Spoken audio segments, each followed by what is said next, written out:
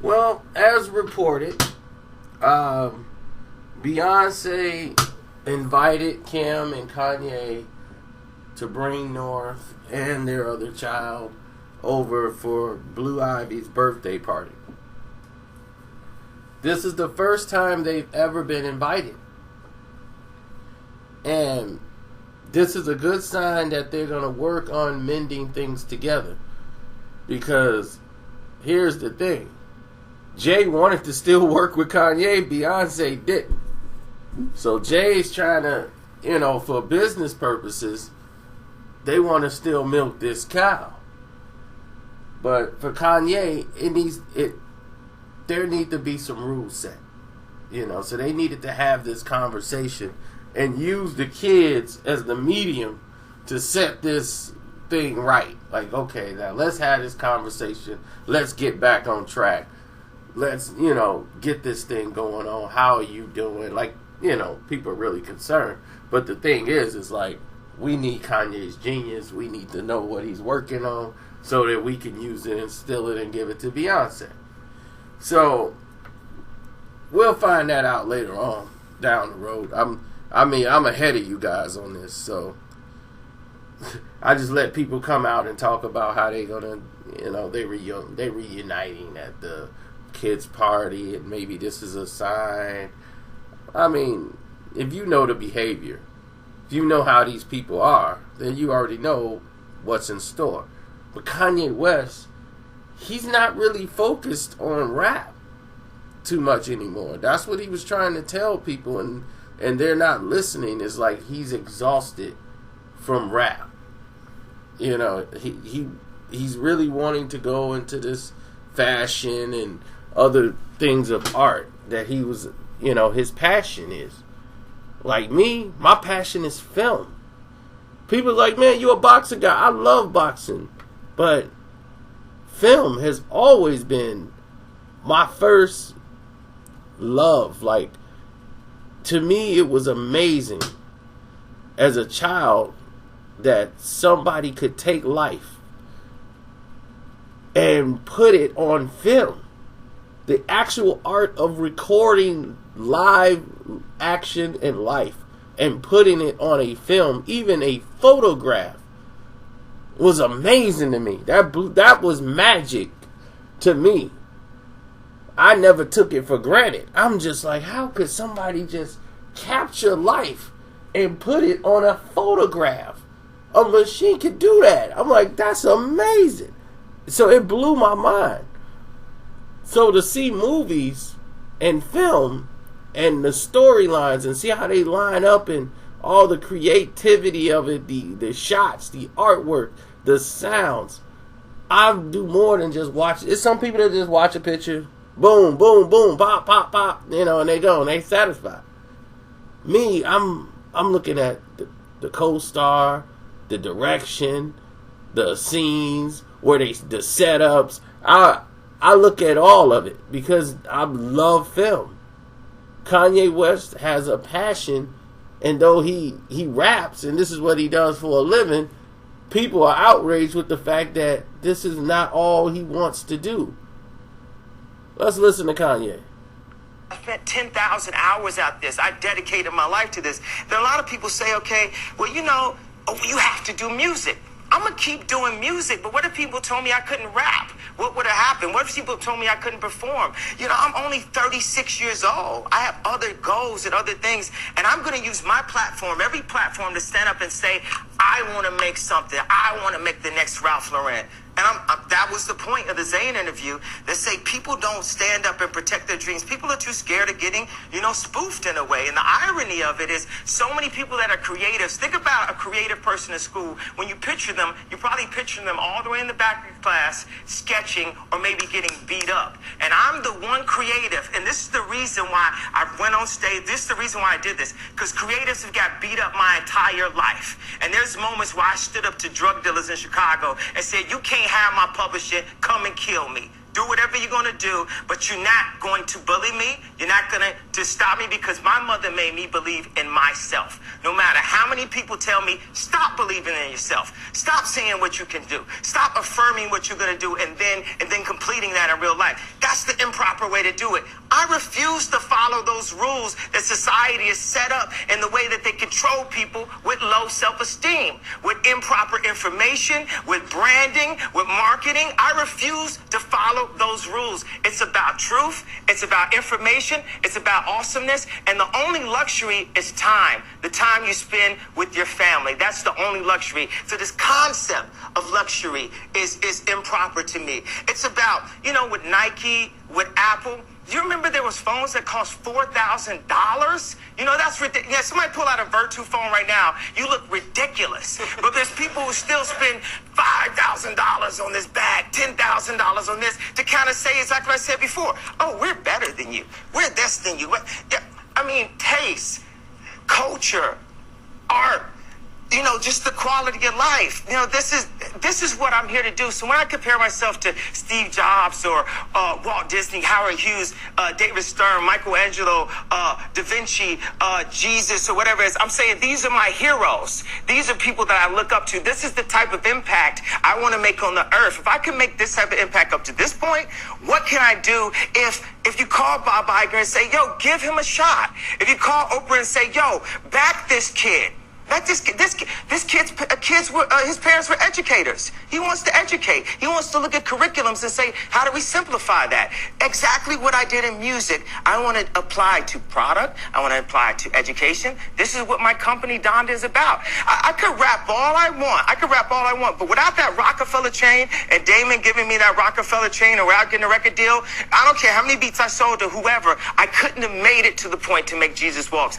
And now, even as a celebrity, blah, blah, blah, I've reached the ceiling. And the way paparazzi talk to me and my family is disrespectful also. You know what I'm saying? We bring something of joy to the world. When people hear my music, they have a good time. And I should be respected as such when I walk down the street. Don't ask me a question about something you saw in the tabloids. Don't try to antagonize me, because you know what? It's not safe for you in this zoo. Never think that I'm not from Chicago for 1 second.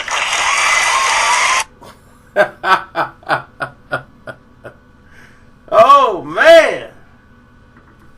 Told y'all. Y'all better leave these Midwest brothers alone. Midwest brothers are craziest. No, it's just that a lot of creativity, a lot of different elements come from the ghetto and guys who have nothing. You see, I try to tell and educate people over and over again that people who have nothing have a lot more to gain. And to me, I look at it as easy. And they was like, what, dog? You ain't got nothing. How you gonna talk about it's easy? Then these dudes that's rich and got something. And if somebody's rich and they well off and they fall to nothing and build themselves back up, I give them people more credit than the people who had nothing and come all the way up to something. Because you started with nothing. So you're used to having nothing. Nothing is a normal concept. When you used to having something and that's stripped away and you down the zip and you've never been there before, the mental adjustment to that alone, there's an embarrassment factor that comes along with that people don't normally see every day. There's an embarrassment, a self-embarrassment, because your other friends around you, they still have their things, and you're reduced to nothing. There's a level of embarrassment that comes along when something like that happens. And when you see that type of embarrassment, you got to mentally deal with that, to block it out and say, okay, I'm down at rock bottom. I got to make something happen with my life, like right now. Like right now. And when somebody can go up, fall down, and get back up again, that shows me a lot more than a person who had nothing to start with making it to the top and being successful. Not saying that that's an easy thing. I always give that person who had something more credit, because they already had something and fell to a position they had never been to a day in their life. So if a person that never has something makes it to the top and falls, you expect that fall. Because they've never been to the top before. They don't know what it's like out there. It could be a learning experience. But they get up and go back again. That shows a lot of character. People who have something that fall down into a realm they've not used to, it's a mental adjustment. More than anything, it's a humbling. And for them to pick up and go and to achieve and ascend to something else, I always give that person a lot more credit. Because they're going through a lot more than somebody who just had nothing. I mean, some of the best times you had is when you was broke. Think about it. As a kid, we kicked it everywhere and had $5 in our pocket. And was cool. Nobody judging nobody. We kicked it and went somewhere everywhere with like $5. And we went to a party, had food there, everything. We kicked it, we barely had $5 in our pocket. And we ended up putting that in the tank. Because back then, gas was $1.02 a gallon. $1.02 a gallon. $1.19 for the premium. Are you kidding me? So $5 was like somebody gave you $5 for gas. They was a friend. That's how people used to travel here and there and go all over the place, and because gas was cheap. Now you gotta be like, yo man, I can't go nowhere. $20, that's like might be a half a tank. And in such a short period of time, we've changed so dramatically financially. That was to tell you the signs of the times were changing.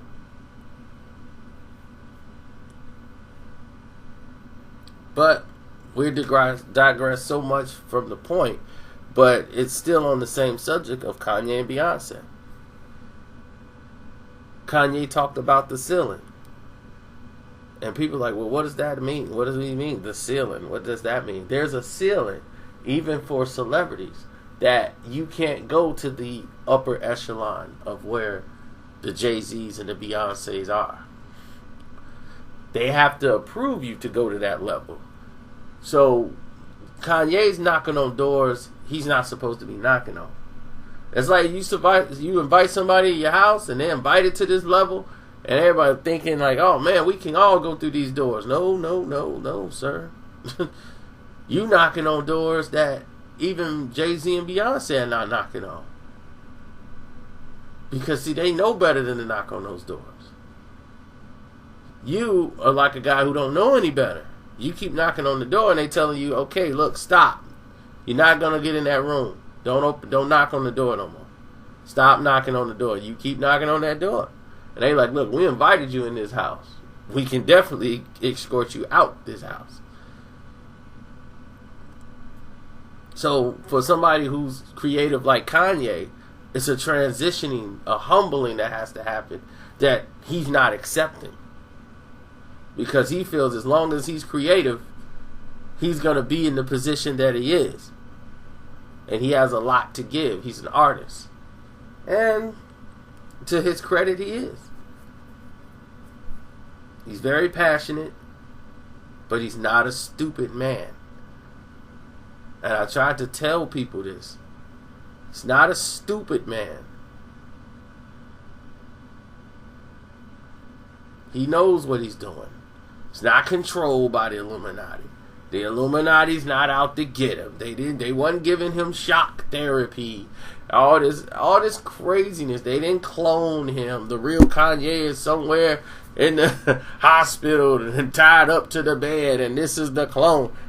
I just can't believe grown human beings would program their mind to believe this type of foolery. But I do videos like this to break down those barriers. And this is what keeps you in the state that you're in. Your level of thinking. If your level of thinking is like that, that's exactly where and why you won't excel or extend your life to do other things besides focus on, man, look at them shoes. Them shoes look gay. Just dumb stuff every day that has no bearing on anything in life. But I'm out. Y'all have a great productive day. See you.